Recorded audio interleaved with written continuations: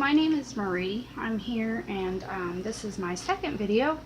I'm going to try it for a different part of the viewing, and I'm sorry if I bump my camera. I'm going to try to do it over my shoulder, and I'm doing this by myself, so I apologize, like I said, if I bump the camera.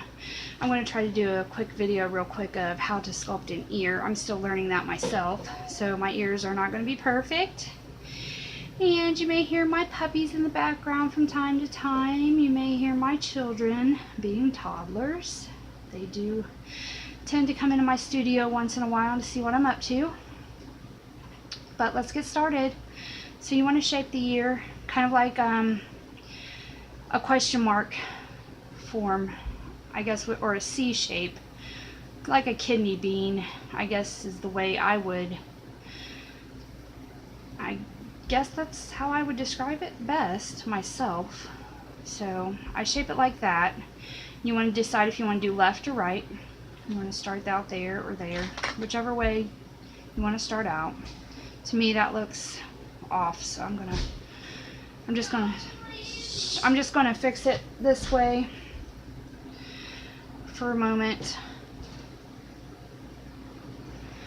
and squish this part in, make it a little bit narrower.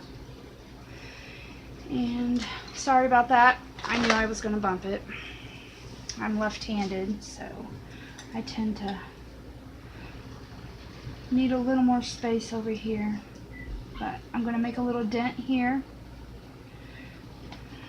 and go work from there, and then I'm going to work my way around this way, and we're gonna, like I said, kind of make a question mark. And I've turned my ear with me, and I don't go all the way down like that. And this tool here I got out of one of those sketch and draws.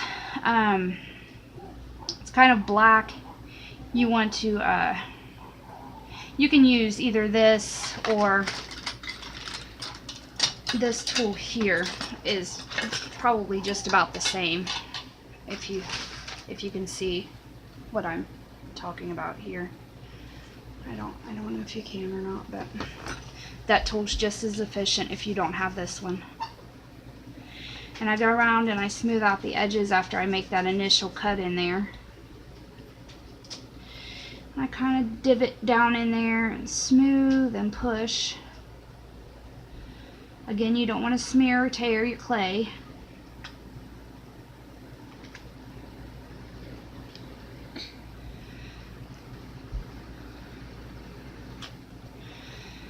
And you want to move the clay back into position that you messed up beforehand.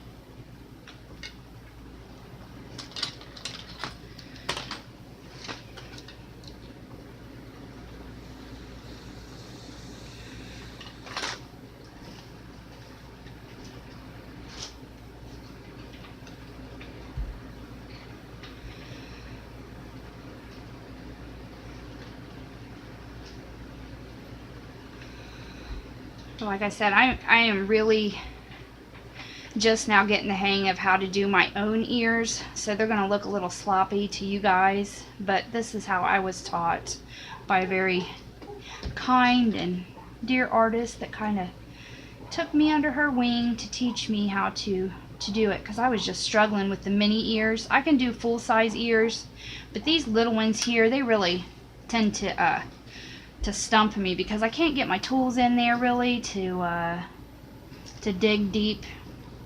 Now full-size ears I can get in there just fine and use my big moon tool, as I call it, and my smoothing tool here and this tool here just fine, and I have no problems at all. But get me started on all the other ones and I can't seem to get me in here. And then I'm going to take this tool here and I'm going to kind of just press gently, kind of using the edges here, because you got to make a little edge mark, kind of like a C. We're going to make that little divot there.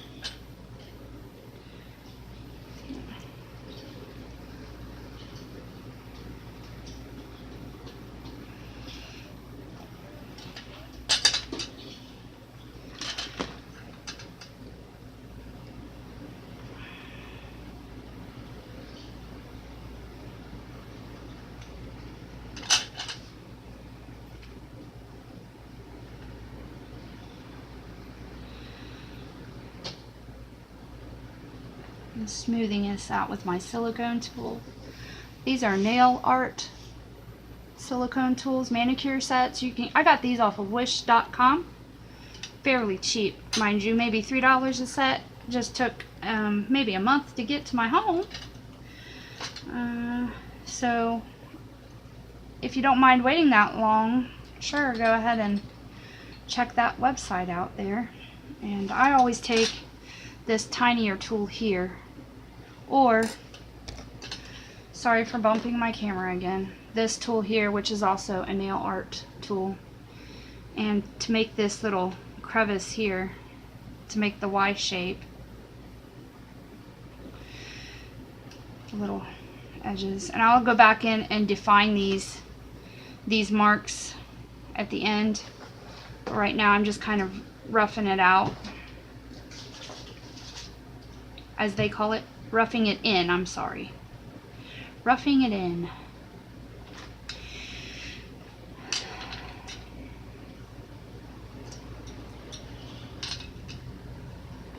I use this one because it's smaller than this tool here to make my little indent up and away, and all of this is going to come out. Just kind of carve it out there.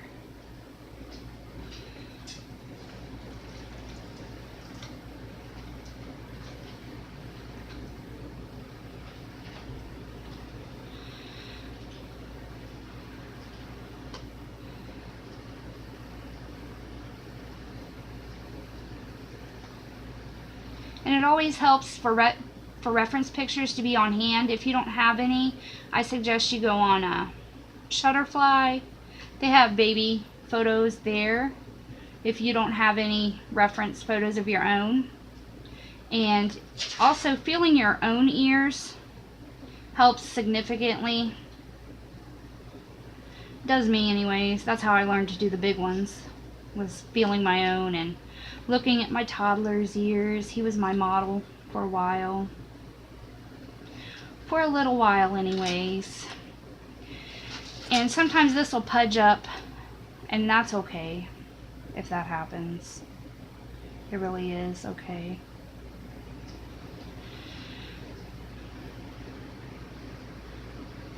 My ear looks deformed.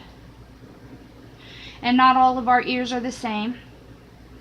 Don't try to kill yourself making both ears look exactly the same, because although we're close, we are not identical on both sides. And that goes for eyeballs, ears. My daughter was born with a little flap up here, and it flips out, and it's the cutest little thing. It makes her very unique. I think so anyways. She doesn't find it very cute, but her father has the same mark in his ear. Same ear and everything, and I just think it's pretty darn adorable. But they don't tend to find it very adorable, I guess.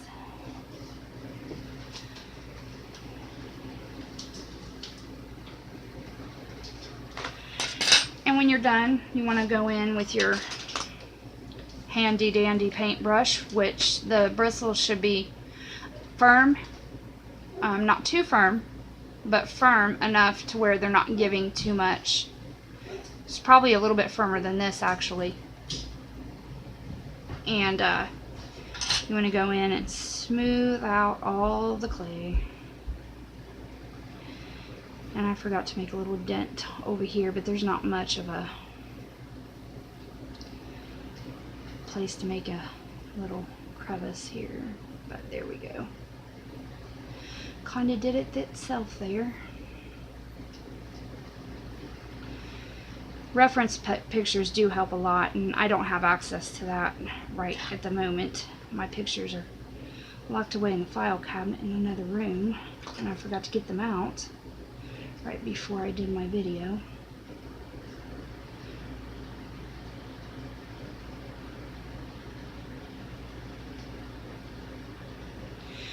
And then after that, after you get to where you're happy, which this is not done, I still need to smooth it out, but for say, you know, you're going to place it on your baby. Some people like to go back here and take their X-Acto knives and trim it up a little bit if it's too thick.